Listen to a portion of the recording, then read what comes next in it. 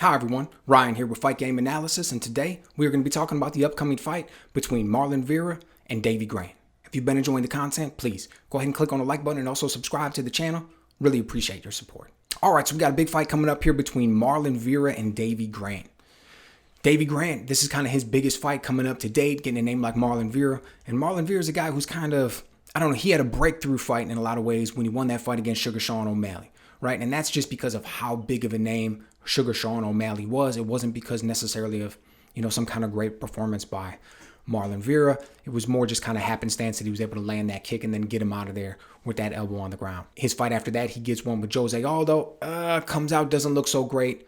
Well, I shouldn't say that. He did look pretty good, but nevertheless, he dropped the unanimous decision in that one. So he's kind of at a point in his career right now. You think about it. He comes out in this fight and he drops another fight. Gets a loss to Davey Grant. Where does he end up? Highly motivated coming into this one. And Davey Grant, on the other hand, he's looking at Marlon Vera as a guy who's got more hype than him, who's got more publicity than him, who's been in some, UFC countdowns and things like that. He really wants some of that shine for himself. So he's looking at this as a big fight. Both men should be highly motivated coming into this one. Let's talk a little bit about Marlon Vera. This is a guy, I like his style. I like the way he's coming out. He said that when he was in The Ultimate Fighter Latin America, that they really didn't know too much what they were doing. So a lot of it he's been learning on the job. And he's got a great team that he's learning with. He's got Team Oyama doing some great jiu-jitsu and grappling. He's got a black belt there. He's also working on his hands with Jason Perillo. And that's what I really like to see. That's where I think he's seen the biggest improvement. And that's what I think is going where he needed the most work and what's going to help him take it the furthest with his UFC career. Man, you got to have good hands. Got to have good hands, and we've been seeing them progress. Take, for example, his fight with Song Yadong. Now, he comes out, he stalks, he likes to come forward. He wants to apply intelligent pressure, nothing too crazy, nothing too reckless, but he doesn't want to go in there and take any backward steps for the most part either. So, he likes to come forward, and he's got long legs. He's a really good kicker, lands good low kicks, takes him to the thigh, takes him to the calf, does good damage on guys. We saw he started to land those against Song Yadong. The other thing that I liked about that fight was Yadong likes to move around a little bit on the outside, likes to come in and out, bounce in and out when he likes to land his shots. And we saw that Vera was comfortable in the pocket. Song will come in, he'd bounce in, he'd try to land his combinations, try to land his shots. Vera would cover up well, he'd take the shots, he'd return fire, was getting more comfortable with the countering. When he would get when Vera would get the fight up against the cage, we saw him do some violent work. Came in there, landed some good shots, threw some good hard elbows. Likes to get things done. Personally, when I watched that fight, Vera lost the unanimous decision, 2-1, right? 29-28 on all three judges' scorecards. And it was close, but I thought that, there was an argument that it was the other way, that he could have won 2-1. Either way, it was some good work. Song Yadong is a tough contender. So it was a good showing for Vera as a guy who's still starting to progress. His next fight against O'Malley, we didn't get to see that much work done. What we did see was kind of the same thing. He's got those long legs. He likes to start the fight on the outside with kicks. He likes to apply pressure. Eventually, he was able to land that kick.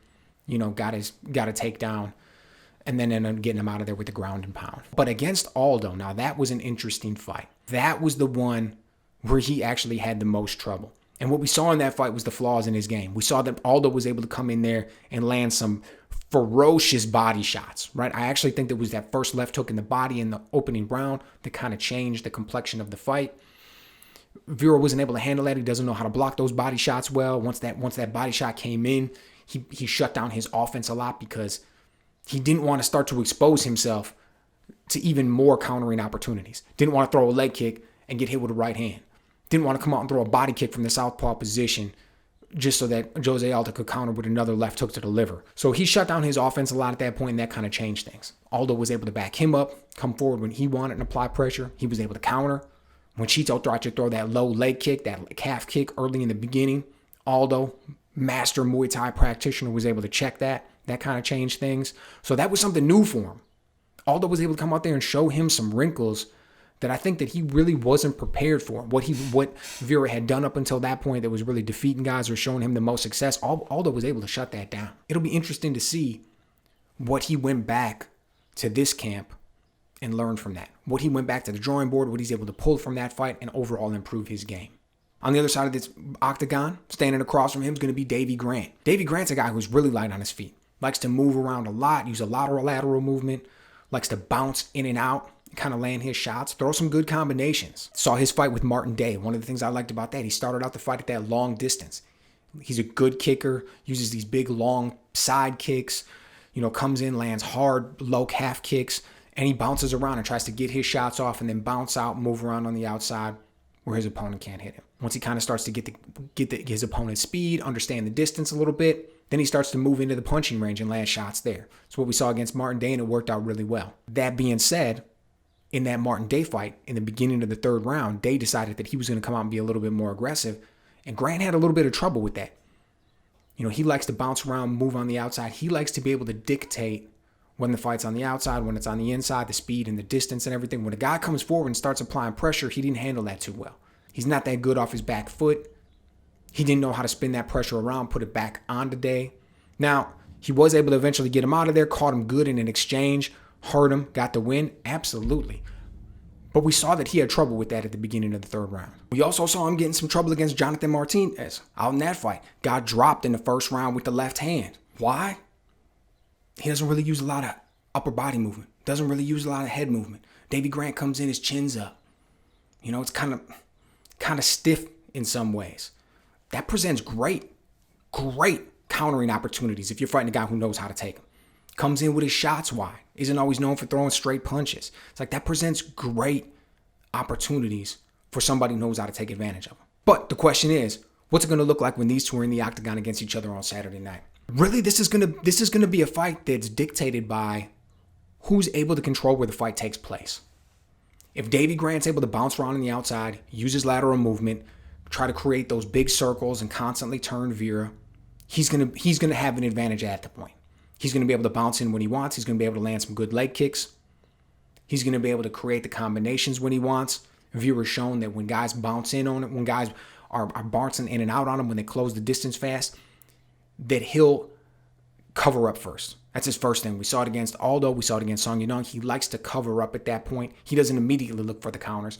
He likes to catch and fire. Right? So he'll like to sit there and counter, or he'll like to sit there and catch the shots and then counter versus punching with an opponent. It can work out great, but if you're fighting a guy who's got really good speed, by the time you get out of your defensive position and transition into your offense, he may be gone. And that's what Davey Grant likes to do. He likes to bounce in and out. So if that's where the fight is allowed to take place, he's going to be at an advantage there. He likes to throw in takedowns every now and then. Don't get me wrong, Marlon Vera does too. But if Davey Grant's able to dictate where things are happening, he's bouncing around, he's probably going to be able to dictate when those takedowns happen. He's going to be the advantage. Come in with some momentum, grab a double leg, and get the fight down. Vera's got a really good game on the ground. It's not like Davey Grant's going to be down there as a submission threat, doing a bunch of damage or anything like that. But it's going to look good on the judges' scorecards. It's only a 3-round fight. How many takedowns, do you think he needs to score before he's up on the judges? Before he's up and Vera needs a finish. On the other hand, if Vera's able to go forward, if he's able to apply pressure, if he's able to back Davey Grant up and he can dictate where the fight's going, if he's able to get his low kicks off to the calf, if when Davey Grant comes in, because Vera's coming forward and applying the pressure, if Grant isn't able to come forward when he wants to, if he feels like he has to come forward when he has to as a reactionary measure to Vera's pressure, then his combinations are going to be off. He's going to be throwing the wide shots, and I think it's going to be good because at that point Vera will be able to catch those shots and return fire. So, like I said, really it's all going to be determined by where this fight takes place. And it's a tough one, but in this one, I'm giving the advantage to Marlon Vera. I think it's going to be the work with Jason Perillo that makes the difference. I think this fight starts out at the kicking distance, and they're both landing some kicking shots, but end of the first round, beginning of the second round, it's going to settle into that boxing range, and that's where Chito Vera is going to have the advantage. I think he's going to be able to continue to move forward. He's going to be able to back Davey Grant up. It's going to put him a little bit off his game. He's going to be able to catch those shots and return the fire well. I think he's going to be able to slip in some good left hands, some little short ones. He's going to be able to push it forward, get Davey Grant's